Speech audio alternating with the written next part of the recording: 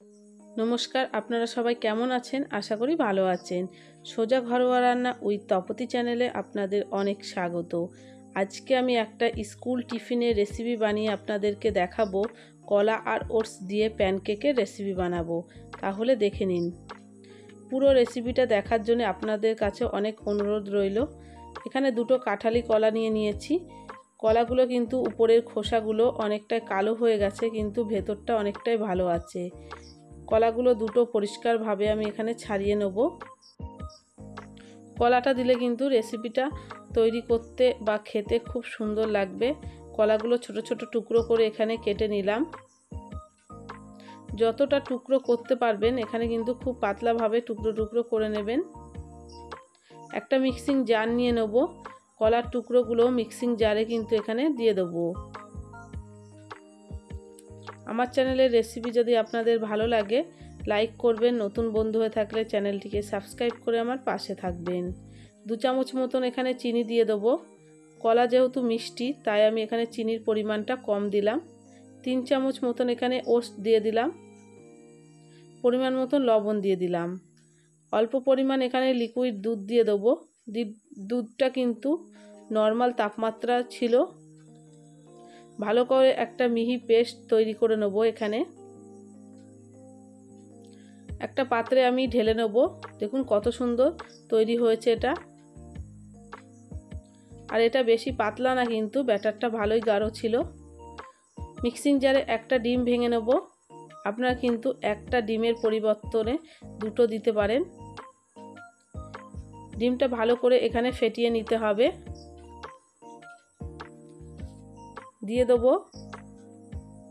ভালো করে নাড়াচাড়া করে মিশ্রণগুলো মিশিয়ে নেব। দেখুন ব্যাটারটা কিন্তু মেশানো হয়ে গেছে।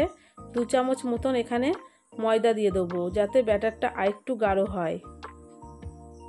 যত গাঢ় আপনারা এই ব্যাটারটা তৈরি করবেন ততটাই কিন্তু প্যানকেকটা তুলতে সুবিধা হবে আর মাঝখান থেকে ভেঙে যাবে না। পরিমাণ মতন বেকিং পাউডার দিয়ে দিলাম এখানে। বেকিং সোডা কিন্তু না, বেকিং পাউডার দিতে হবে। ফ্রাই প্যান নিয়ে নিলাম।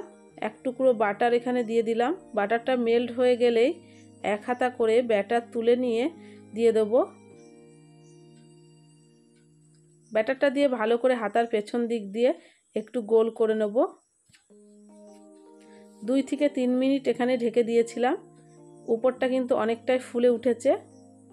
উল্টে দেবো। উল্টে পাল্টে দুপিঠ ভালো করে একটু লাল করে ভেজে তুলে নেব। দেখুন এখানে দুপিঠই কিন্তু লাল হয়ে গেছে। তুলে নিলাম একটি পাত্রে। আবারও একটা আপনাদেরকে ভেজে দেখাচ্ছি। ঠিক এক হাতা করে দিতে হবে। ব্যাটারটা কিন্তু গাঢ় করেই গুলাতে হবে, না হলে কিন্তু মাঝখান থেকে ভেঙে যাবে, তুলতে অসুবিধা হবে। এখানে তৈরি হয়ে গেছে কলা দিয়ে ওটস দিয়ে প্যানকেকের রেসিপি। বাচ্চাদের টিফিনে কিন্তু আপনারা এটা দিতে পারেন। খুব তাড়াতাড়ি কিন্তু এটা তৈরি হয়ে যায় আর পেট কিন্তু অনেকক্ষণ ভরা থাকে।